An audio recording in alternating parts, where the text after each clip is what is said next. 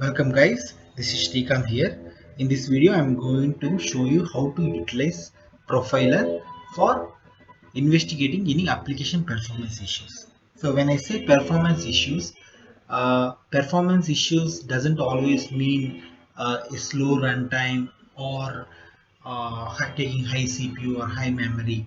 Okay, so sometimes the application teams may highlight that their application is not performing as expected, and this is our responsibility to identify what is the exact issue. Okay, if it is database issue, like at least we have to clear that it's not a database issue. Okay, so I'll show you how to run the profiler for investigating these kind of issues. Okay, so basically what I'm having is I'm having a login page. It's a website which has been designed by me, which is running. Okay, so I'm running it as a local host, so it's running on the local machine at this point of time. Okay, so what I'll do, I'll just press this login button and I'll try to show you what commands are being run when this button has been clicked. Okay, so for that I'm going to open the profiler. Okay, so often whenever someone asks us to run profiler, most of the guys, what I observed is most of the DBAs will get panicked, like what options we need to select. Okay, so but whatever I'm currently going to show, it's the easiest way to run the profiler. So we are not going to ask someone like what events we need to select.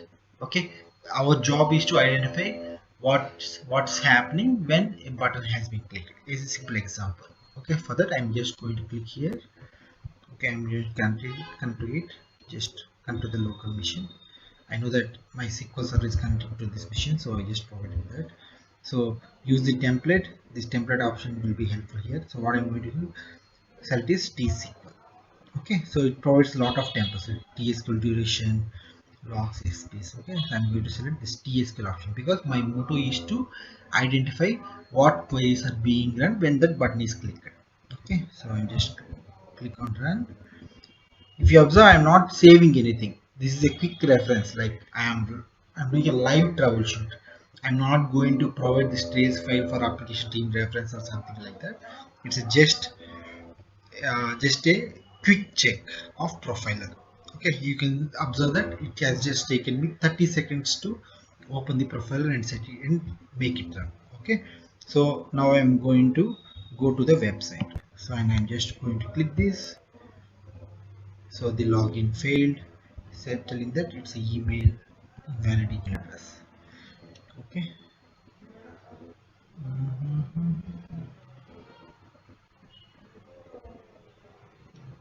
So since I know that sample login is login which we tried to trigger, so I'm just going to use this find button.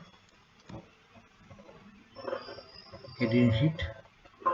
Okay, maybe the website, the validation itself has got failed. So instead I'm going to select some valid login now, and I'm just going to click here. Okay, invalid login attempt, the error message got changed, so obviously something must have touched here.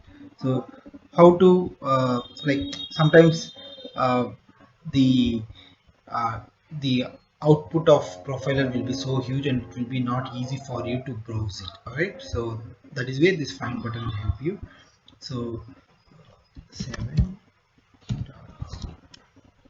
so this is the email ID which I have given, so I just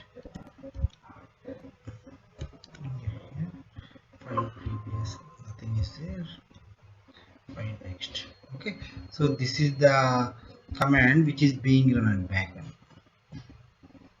Okay, so whenever I click that login button, this is the command which is being run. Okay, from here, like you will be able to understand what exactly is happening. Like what you can do, you can just query this one, you can just run it here. So I'm going to remove the, so there is no account for this. Okay, so that is the reason why. right, the login got failed.